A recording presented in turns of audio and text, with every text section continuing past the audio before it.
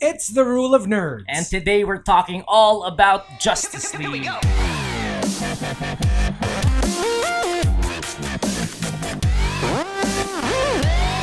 All right, so now that the Justice League has been showing for quite some time now, a couple of weeks, it is time for us to tell you what we think. And I think the basic question is it better? Is it worse than the past two? Let's take Wonder Woman out of the frame here and just talk about BVS and Suicide Squad. So, basically, Mika will take care of what went wrong with Justice League, and I will play devil's advocate and actually say what went right, or at least what I think went right with the movie. So, Mika? Okay, so it's easy to take pot shots at this movie. There's a lot of things that are. It's a very flawed movie. I think everyone's gonna admit that. Okay.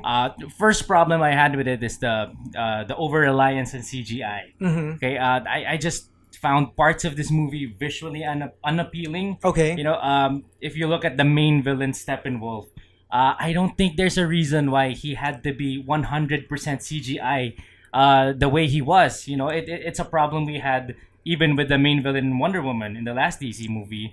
Ares there was 100% CGI, and I think they got a good actor in Ciaran Hinds Yeah. to play Steppenwolf, and you don't really get to see the performance that much because of all of the CGI in there, and it's actually kind of jarring to see him next to the heroes we have, who are all in practical costumes. They're all people with real facial expression. So CGI wasn't that great. In the climax of the scene where you have these parademons, they're all over this red sky. You get glimpses of the alien ship and even the Justice League ship, and it's all just too much CGI. And I think in the wake of Thor Ragnarok, where the CGI of Hulk Yeah. was pretty awesome, Yeah. and you could see a lot of Mark Ruffalo in the Hulk. I think that's where seeing Steppenwolf look like a video game kind of Yes, CGI, exactly. not a major movie CGI. It was just in Thor Ragnarok, it was a lot more believable. Yeah. With the CGI, and I don't think that was the case. And we haven't even touched upon Mustache Gate. Mhm. Henry Cavill. There are scenes there where it is weird. It is just. I think that's the best way to describe it. It's just weird. Actually, I was wondering what was wrong with his mouth, because I was thinking, I don't remember his mouth looking like this. Yes, as if like exactly. something was wrong. I thought it was the teeth. Maybe he had some teeth work done. Yeah. It wasn't until later on that I read about, like, okay, there you go. That's why it looked Yeah, so for odd. those of you who don't know what that thing exactly is, it's Henry Cavill, after shooting of Justice League, after Mhm. production wrapped, he took another role where he was required to grow a mustache, A real mustache. and then had to go back to do reshoots for Justice League. And he was contractually obligated not to shave it off. He cannot touch the mustache. So again, they had to CGI the mustache out, and that is why there are some scenes where he just looks off. Yeah. Okay, so moving on from our complaints with CGI, another thing that was kind of weird with the movie is the characterization. Okay. I feel like some characters like Flash, Aquaman, Cyborg, I think they were relegated as sidekicks in this one. Okay. If you would look at how like Marvel handled their team up movie, the first Avengers movie, a lot of the main characters there already had their Solo big movies, yeah. their solo movies come out, and the ones that didn't, they were actually side characters Yeah. like Black Widow and Hawkeye. Yeah. But if you know Justice League, characters like Flash and Aquaman, and later on, hopefully, we'll see Green Lantern. These guys are not sidekicks, right? They of course in Justice League there's the Trinity, Yeah. their own version of the big three: Superman, Batman, Wonder Woman. But Flash and Green Lantern, they shouldn't be sidekicks. I don't think they got the shine that they deserved in Okay. this movie. Other problems with characterization, I think if you've seen Wonder Woman, you've seen just how much care Patty Jenkins put into the portrayal of Diana and the other Amazons there, where they weren't overly sexualized.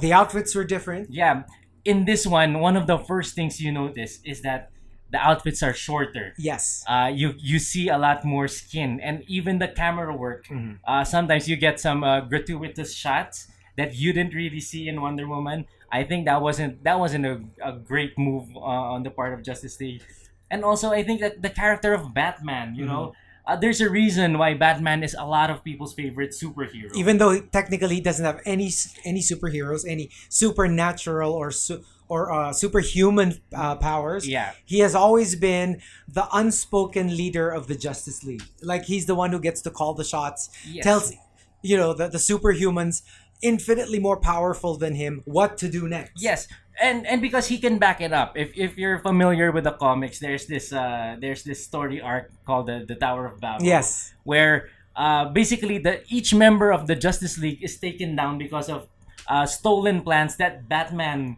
created himself. It means Batman himself has a plan to take down each and every member of the Justice League. His superpower isn't that he's rich, Yeah. like this movie implies. His superpower is he's smarter than all of these guys. He's the world's greatest detective. Yes, he's a badass for a reason. Even without superpowers, Batman can beat almost any other superhero out there, and you don't get that from this Batman. Yeah, it is the weakest Batman we've seen so far in terms of he's not awesome. You know how like everyone always reserves the highest praise for Batman. He's not the most powerful, but he's the one who gets the job done. The one who doesn't have any powers. Yeah. And I think narratively, I don't think this movie was very impressive. There are a lot of predictable story beats. Mhm. We already knew going in that what we were going to see was we're gonna bring back Superman, and then the members are gonna team up to beat Steppenwolf, and they were gonna bicker all the way through, getting in between from point to point. And to be completely honest, I don't want to go to this well too much, but the Avengers did it first, and the Avengers did it better. Yeah. So I mean, that's it. If we're talking about the things that went wrong, those were my major beefs with the movie.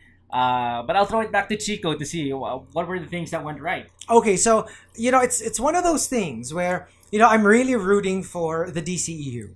I mean, I think a lot of the fanboys are really like, please, like, we badly wanted to love this movie, especially after BVS, after Suicide Squad, and then Wonder Woman came out, and it's like, yes, maybe they're starting to to get the hang of it. They just had some birth pangs. Now with this movie, I did see a lot of the problems that Mika was talking about, but for me, there are some good points. First off, I don't know how to put it into words, but I actually enjoyed it. I knew there were some things wrong with it, and yet I enjoyed it. I knew it wasn't exactly a superior movie, but I enjoyed it more than I did BVS and Suicide Squad. Now, Suicide Squad, I think, is really out there, worse than this one. BVS, some people actually like BVS, and some people will argue that it's a superior movie to Justice League. All I'm saying is I had way more fun watching Justice League than I did BVS. Is it a superior film? That's debatable. But is it enjoyable for me? Definitely more enjoyable.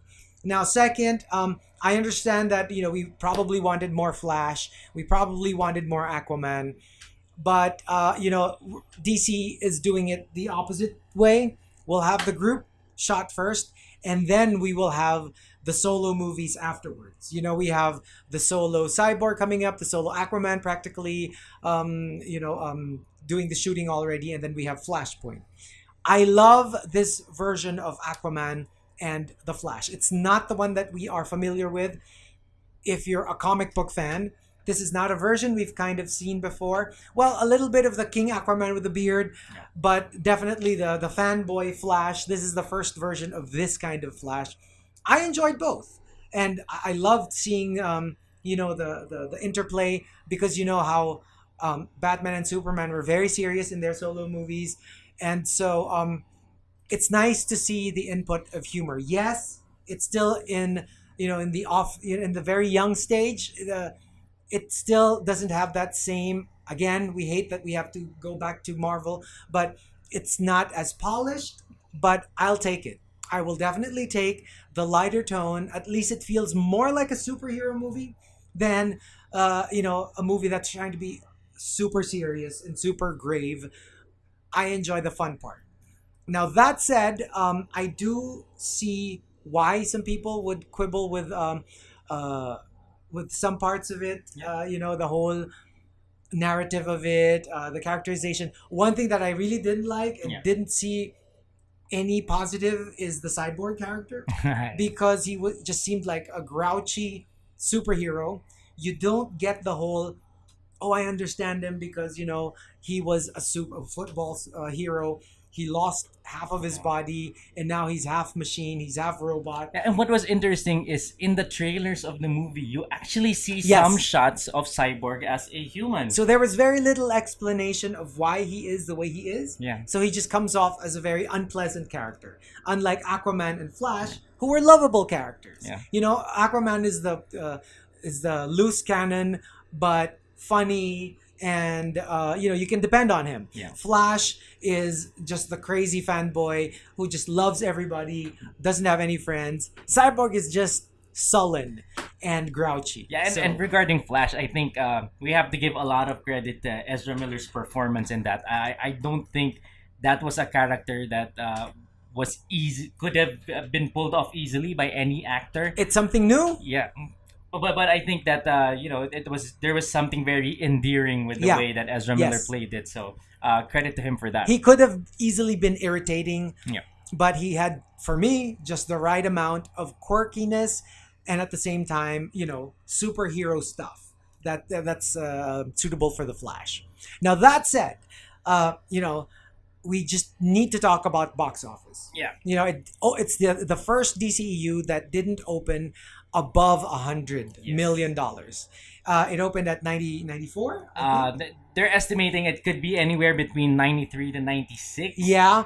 But So- the troubling part about that is that Justice League has a huge production budget. Huge production and marketing. Yeah. So although they say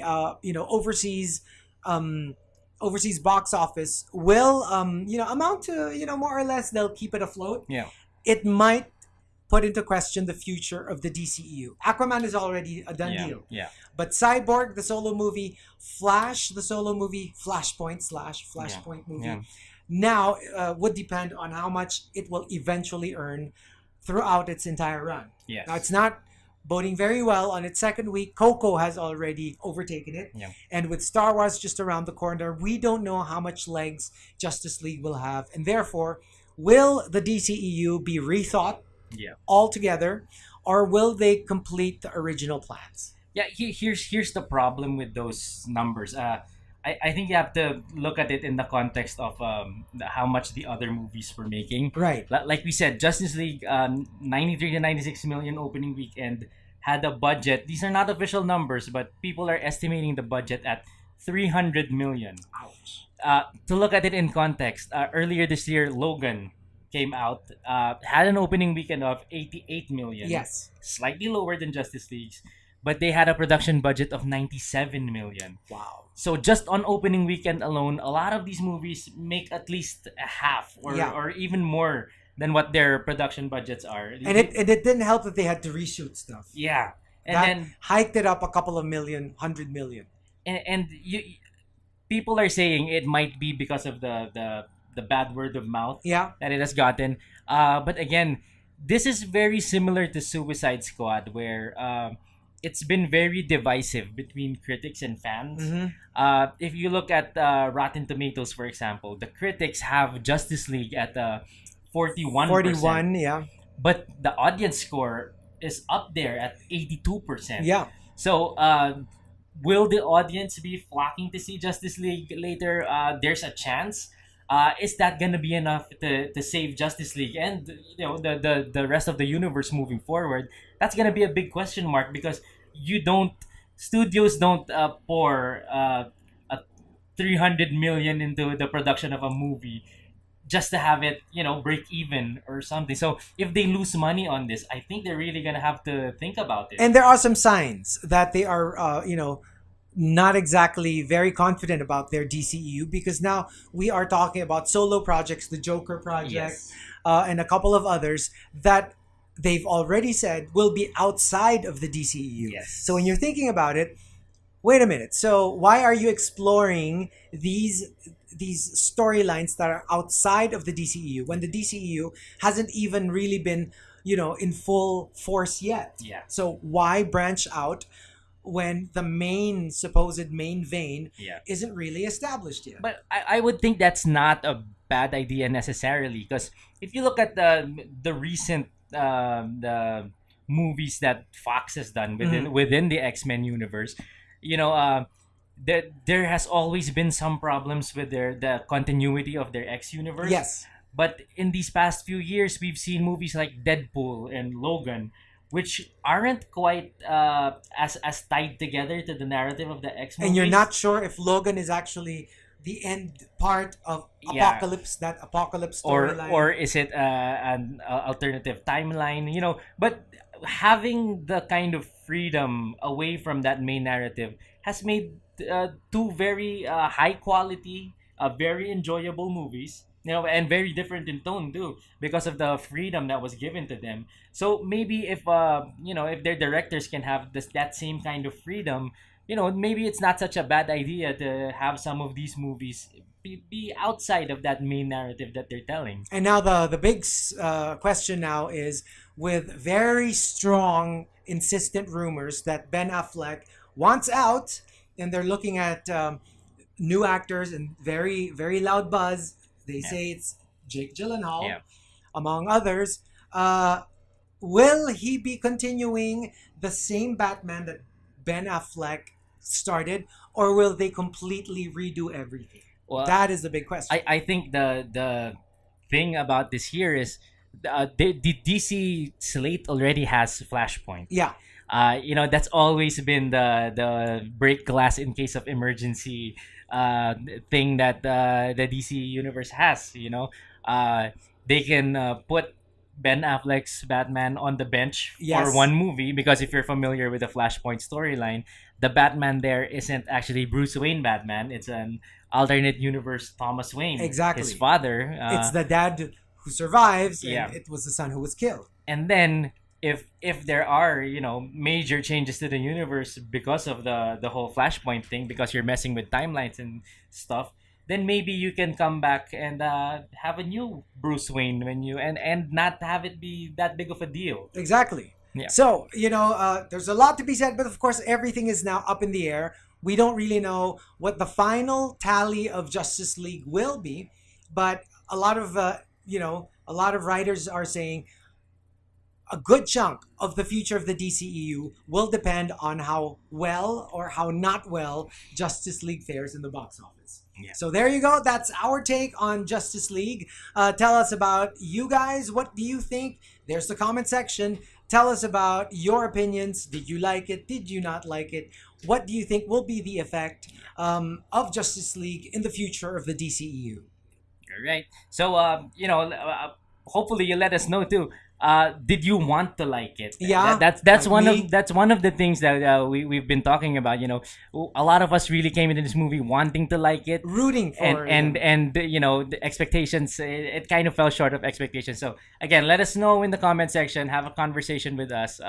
We're gonna be reading all of those comments. All right, and so please click subscribe to The Rule of Nerds on YouTube, and also check out our social media account. It's The Rule of Nerds on Twitter, Facebook, and Instagram. And for our individual accounts, my account is at Chico Garcia on Twitter, Instagram, and Facebook. And you can follow me at M_Bolante on Twitter. It's JM_Bolante on Instagram. Nerds out. Here we go.